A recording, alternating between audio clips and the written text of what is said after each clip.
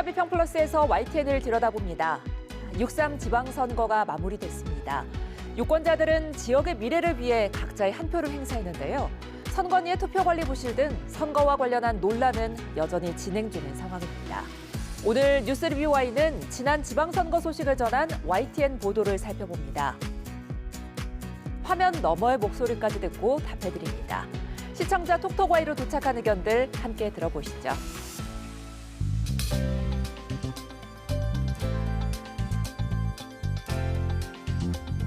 시청자 여러분 안녕하십니까? 윤보리입니다.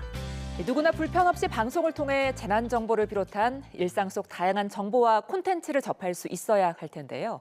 이를 위해 방송미디어통신위원회가 시각, 청각 장애인을 위한 맞춤형 TV 35,000대를 보급한다고 합니다.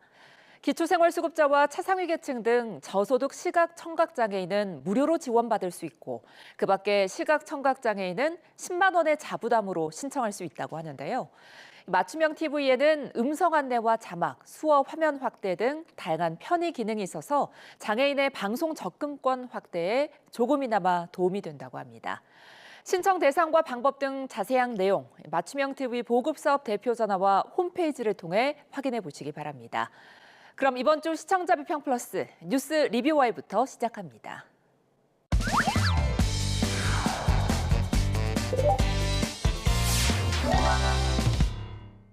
오늘 뉴스 리뷰 Y 시간 YTN이 전한 지방선거 방송을 살펴보겠습니다. 함께 이야기 나눌 두 분 모셨습니다. 먼저 반유미 시청자 평가원입니다. 이동우 해설위원실장입니다. 어느 때보다 뜨거웠던 지방선거였습니다. 예상 밖 접전이 이어지면서 전국적으로 관심이 쏠린 지역도 많았고 이에 따라 기존 텃밭의 균열 여부에 주목한 보도들이 이어지기도 했습니다. 관련 소식들 YTN이 빠짐없이 전하려고 노력했는데 보도 어떻게 보셨습니까? 네, 저도 국민의 민심을 YTN 선거방송을 통해서 확인할 수 있었습니다. 우선은 선거 당일 방송은 민심 2026이라는 타이틀 하에 다양한 기획으로 구성된 것을 볼 수 있었는데요. 대표적으로는 민심 캔버스와 민심 스테이지를 통해서 투표와 개표 상황 소개, 그리고 시청자가 이번 선거를 이해하도록 돕는 설명 기능을 강화하는 모습이었습니다. 민심 캔버스는 선거 결과를 보다 넓은 맥락 속에서 해석하고 있었습니다.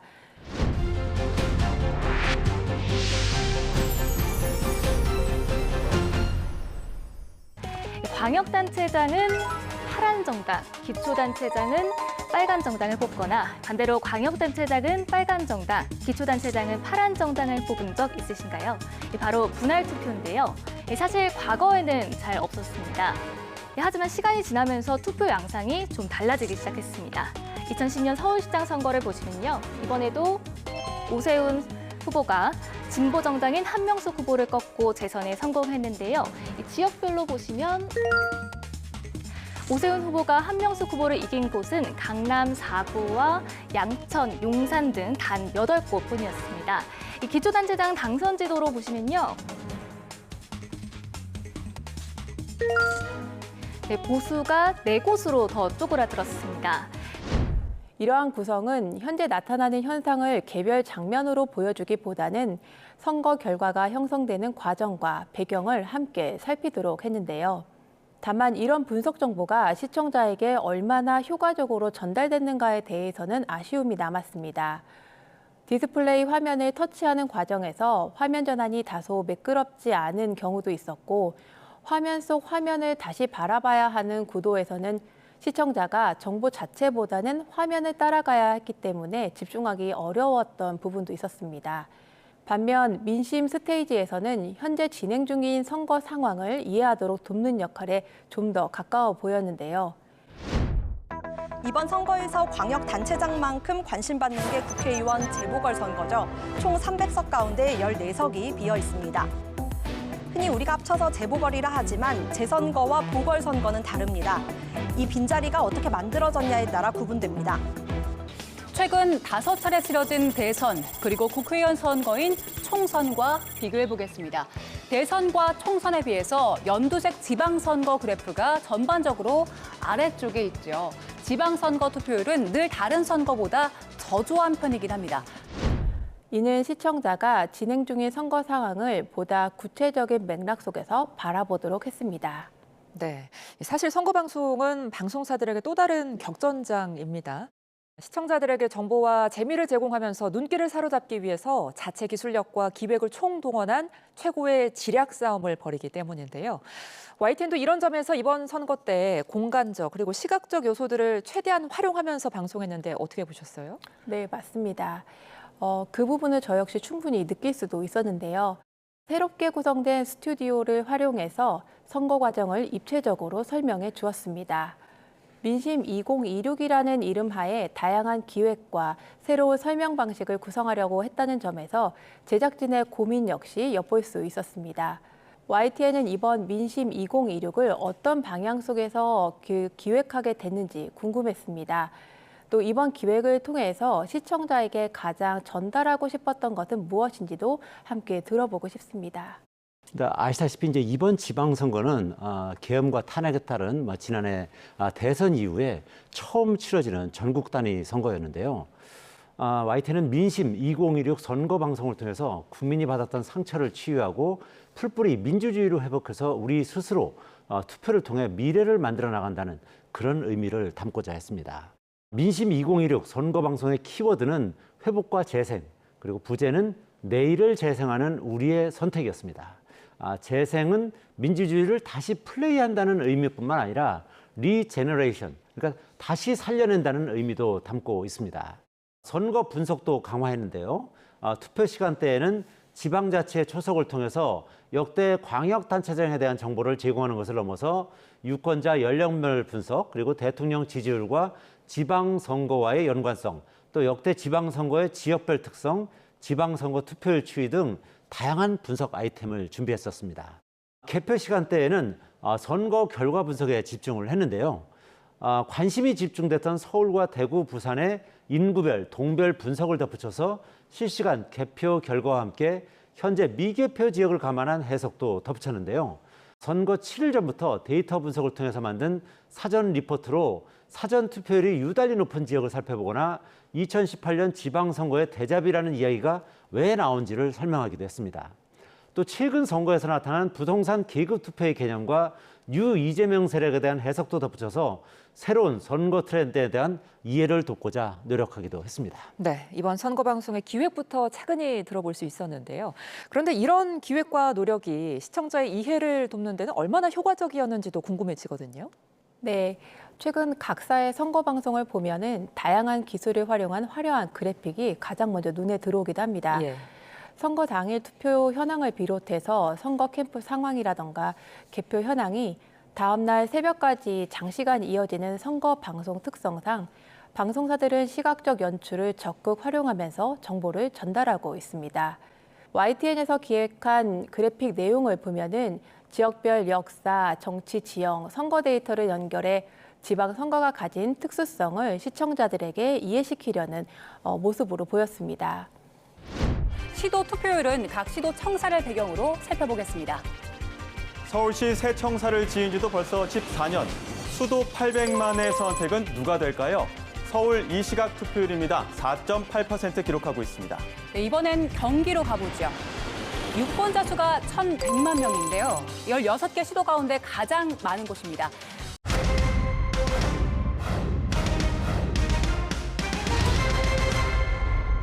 꽃이 피면 그림 같은 전경이 펼쳐지는 곳, 바로 경북 안동 도산서원에 서 있습니다. 서원은 공부만 하는 학교를 넘어 지역사회의 질서를 세우고 민심을 모으던 풀뿌리 자치의 본부 그 자체였습니다. 백성들의 규약, 향약을 실질적으로 운영하고 전파하는 거점이기도 했습니다. 지방자치를 이렇게 다져온 영남권에서 민선 자치 시대를 연 주인공들 살펴봅니다. 다만 그래픽 기술과 시각적 장치가 풍부해질수록 정보 전달 효과를 높이지만 시청자의 몰입을 방해할 가능성이 있지는 않은지 고려해 볼 필요가 있었습니다.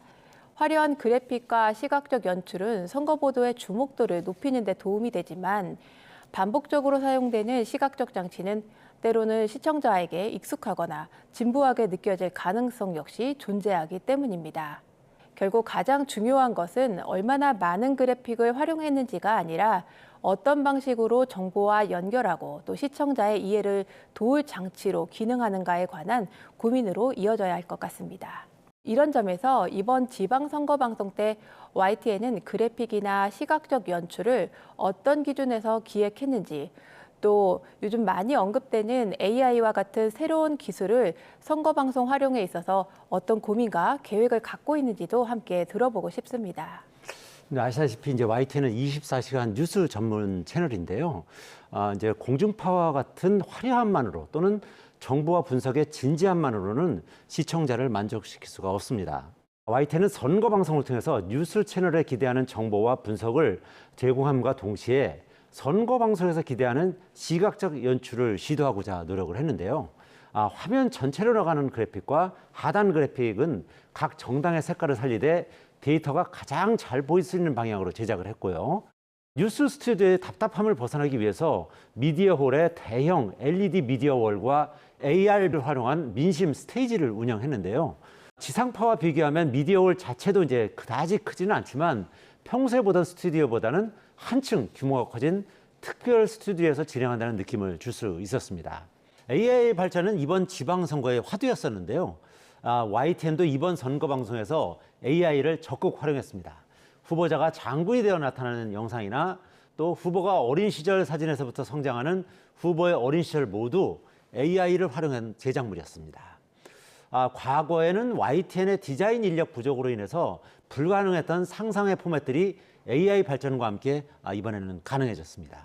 선거 분석에 있어서는 AI 활용으로 시간을 절약할 수 있었지만 AI 자체 아직 오류가 많다 보니까 분석 결과를 재확인하는 문제도 있었습니다. YTN도 이번에는 본격적으로 AI를 도입하는 것을 계기로 활용도를 높일 예정입니다. 다만 부작용을 줄일 수 있는 방안을 계속 모색해 나간다는 계획입니다. 네, 기술 발전에 따라서 더욱 높아진 정보력을 시청자가 더 체감할 수 있도록 좀 잘 소화를 해봐야겠습니다.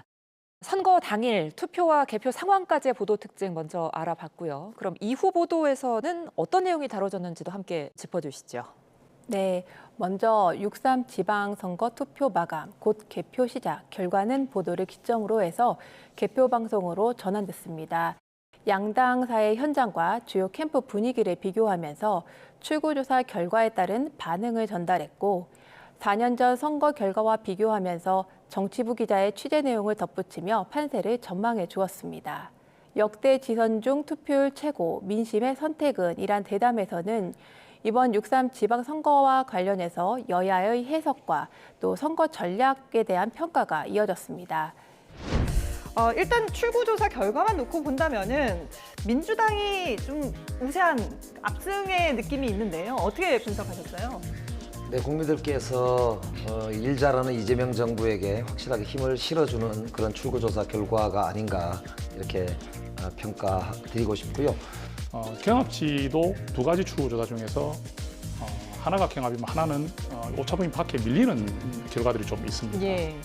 그러니까 이 자체를 본다면은 현재로도 지금 굉장히 전망이 좀 쉬운 상황은 아니다고 판단이 되어서 아쉽고요. 대담이 이어지는 동안 예측 판세와 실제 개표 상황을 함께 업데이트하면서 정보의 즉시성을 유지할 수 있었고 단순히 누가 앞서고 있는지를 반복하기보다는 선거 결과를 설명하려는 구성으로 확인할 수 있었습니다. 특히 이번 개표 방송에서는 패널의 구성을 이전보다 확대해 보다 다양한 의견을 담아내려는 시도 역시 볼 수 있었는데요.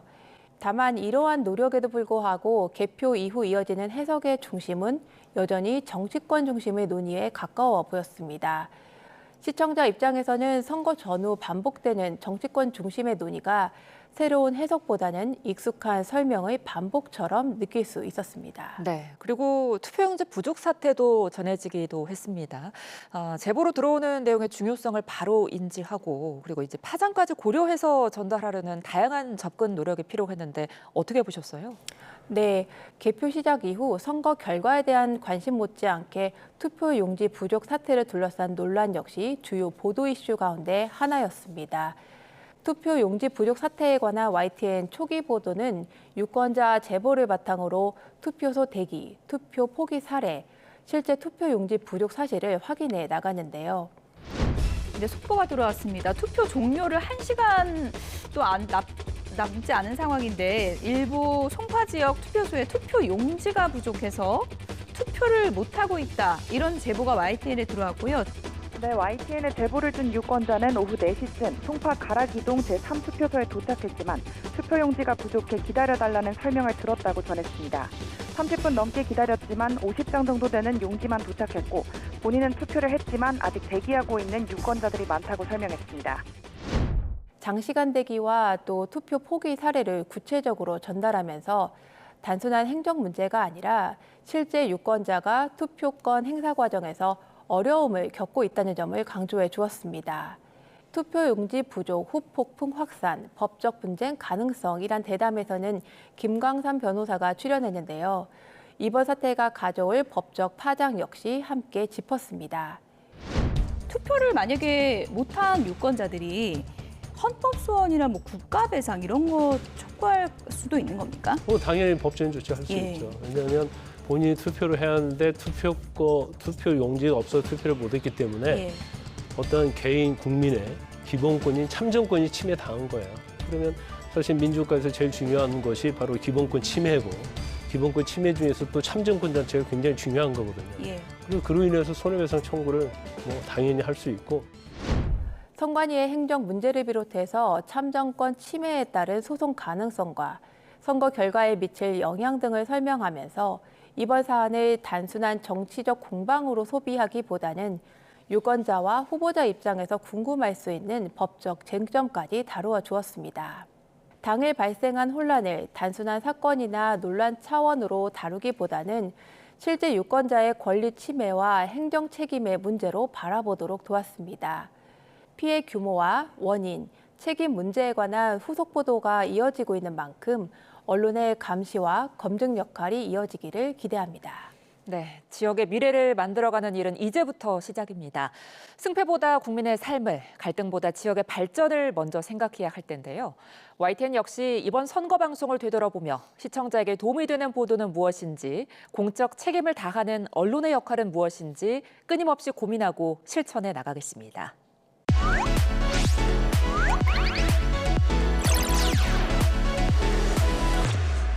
시청자의 알 권리와 보도의 가치 향상을 위해 노력한 방송을 꼽아보는 디딤돌 뉴스 시간입니다. 평가원님, 이번 주 주목할 만한 방송 어떤 걸 보셨습니까?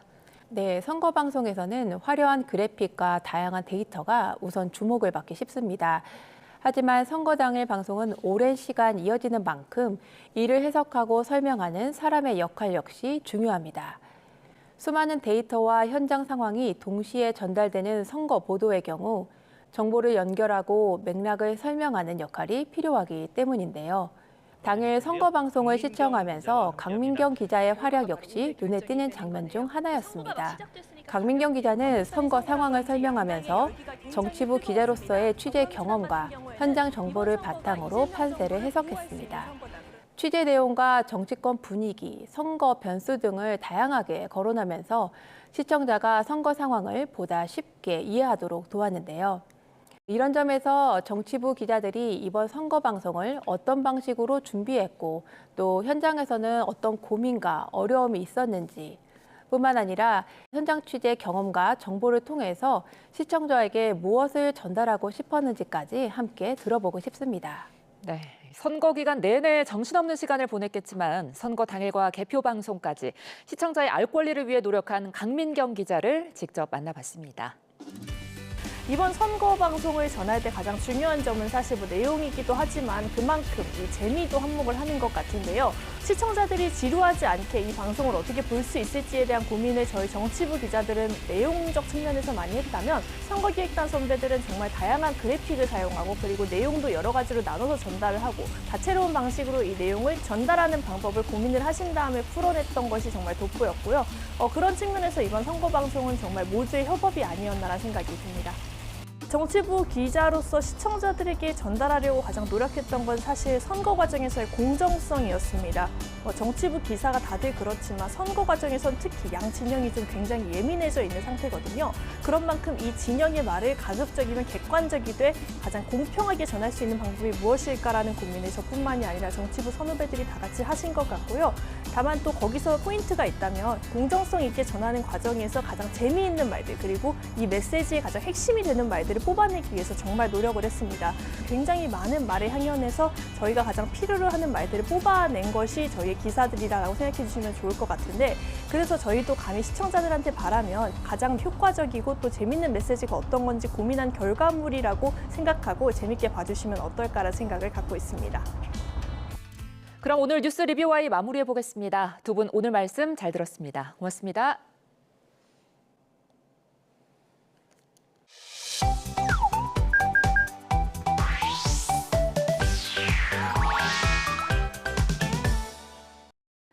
뉴스는 전달로만 끝나지 않습니다. 뉴스를 본 시청자의 생각이 더해질 때 비로소 완성되는데요. YTN을 향한 시청자의 목소리를 듣고 YTN이 답하는 시청자 톡톡 Y 시간입니다. 오늘은 어떤 의견이 들어왔을까요? 지금 바로 확인해 보시죠. 안녕하세요, 황지연입니다. 뉴스를 보다 생긴 궁금증, 이 시간에 속 시원하게 풀어드리겠습니다.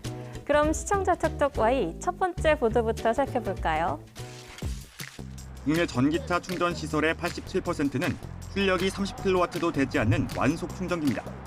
전기차 운전자들은 멀리 떨어진 급속 충전기를 찾아가거나 길게는 10시간 넘게 충전이 끝나기를 기다릴 수밖에 없습니다. 고출력 급속 충전기가 널리 보급되기 위한 충분한 이익이 보장되지 않는 것도 문제로 꼽힙니다. 정부도 제도 개선에 나섰습니다. 우선 2단계뿐인 현행 요금 체계를 30kW 미만에서 200kW 이상까지 5단계로 세분화합니다.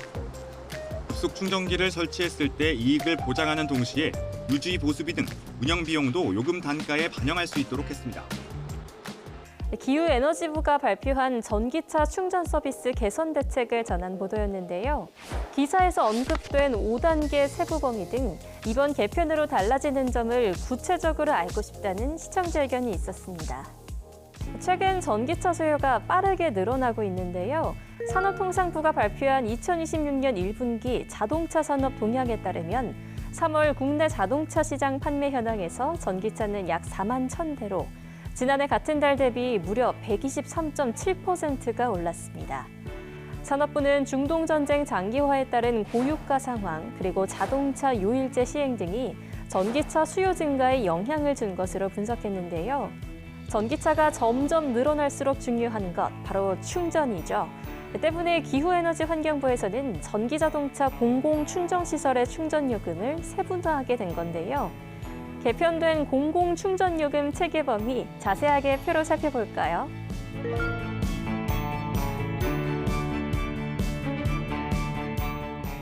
또한 요금 세분화뿐만 아니라 전기차 충전시설 관리도 강화한다고 합니다. 올해 11월 12일 시행을 앞둔 대기환경보전법 개정안에 관련 조항이 신설됨에 따라 하위 법령 개정을 추진하는데요. 크게 3가지 내용으로 나눠서 살펴볼까요? 먼저 충전요금 표시 등 전기차와 수소차의 충전시설 관리 기준이 생겼습니다. 충전요금을 표지판이나 안내문 등을 통해 현장에서 확인할 수 있도록 하는 건데요.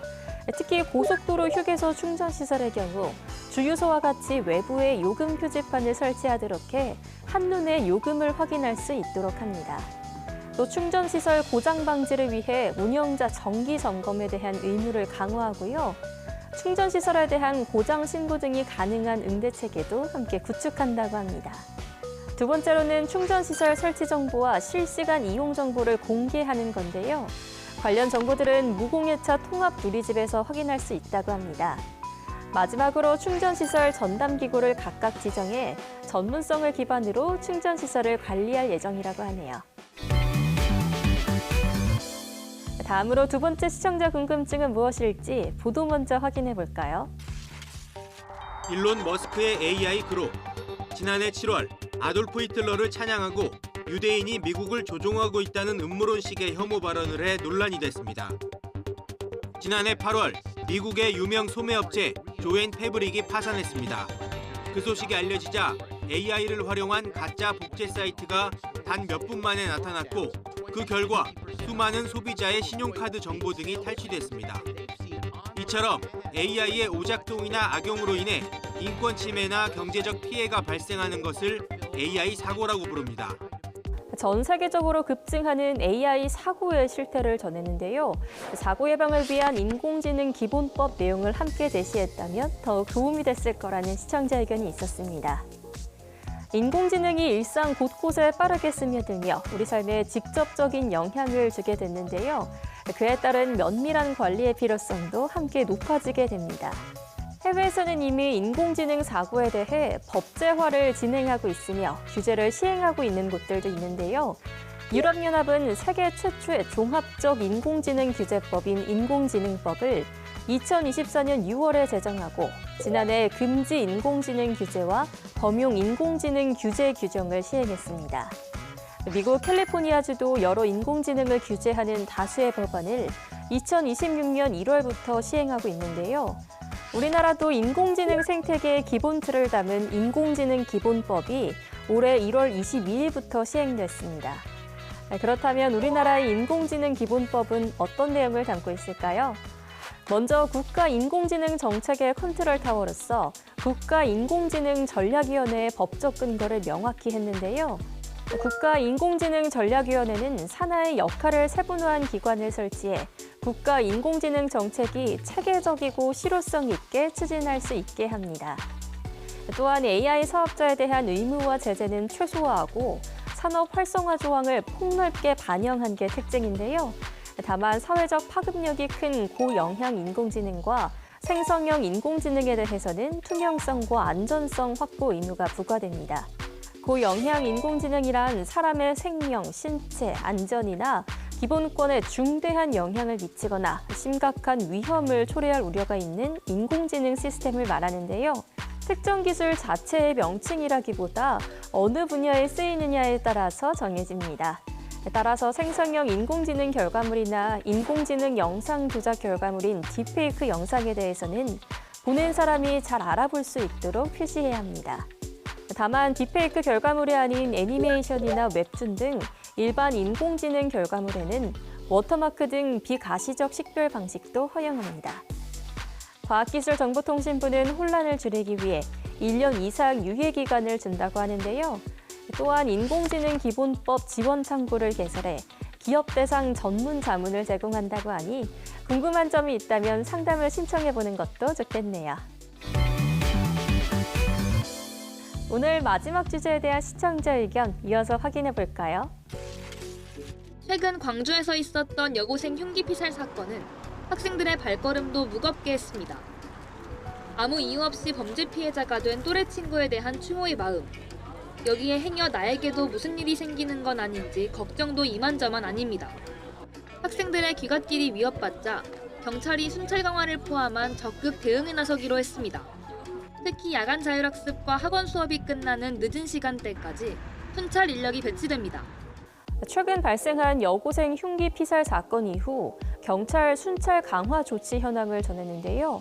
이와 관련해 학생들의 안전한 귀갓길을 위해 이루어지고 있는 각 지역 치안 활동을 소개했다면 좋았겠다는 시청자 의견이 있었습니다. 최근 발생한 여고생 피살 사건 이후 여러 지역에서 촘촘한 치안 활동이 펼쳐지고 있는데요. 인천경찰청은 학교 전담 경찰관과 지역경찰, 광역 예방 순찰대가 참여해 학생들의 등하교 시간 대응 체계를 집중 점검하는데요. 통학로 보행 환경과 교통 안전시설 관리 상태를 확인하고 자율방범대와 민간 경비업체 등의 연계로 학생 보호 체계를 촘촘히 운영한다고 합니다. 경기남부경찰청은 범죄 취약 시간대와 장소를 분석해 가용 인력을 대거 투입합니다. 심야 시간 청소년 이동이 많은 학원 밀집 지역을 집중 순찰하고 교통법규 위반 등 안전 위험 요소를 집중적으로 단속하는데요. 또 흉기 소지나 살인 예고 등 고위험 신고에는 더 강력하게 대응합니다. 관련 신고 접수 시 코드1 이상으로 관리하고 필요하면 최고 수준의 대응 단계로 격상해 초동 단계부터 총력 대응 체계를 가동한다고 합니다. 부안군은 부안경찰서와 업무 협약을 체결하고 폐쇄회로 CCTV 설치 등 범죄 예방 시설을 확충했다고 합니다. 누구나 당연하게 안전할 수 있는 대한민국. 우리 모두의 노력이 모인다면 가능하겠죠? 여러분이 남겨주신 궁금증, 오늘도 속 시원히 풀리셨을까요? 다음 시간 알찬 내용으로 찾아오겠습니다. 그럼 다음 주에 만나요.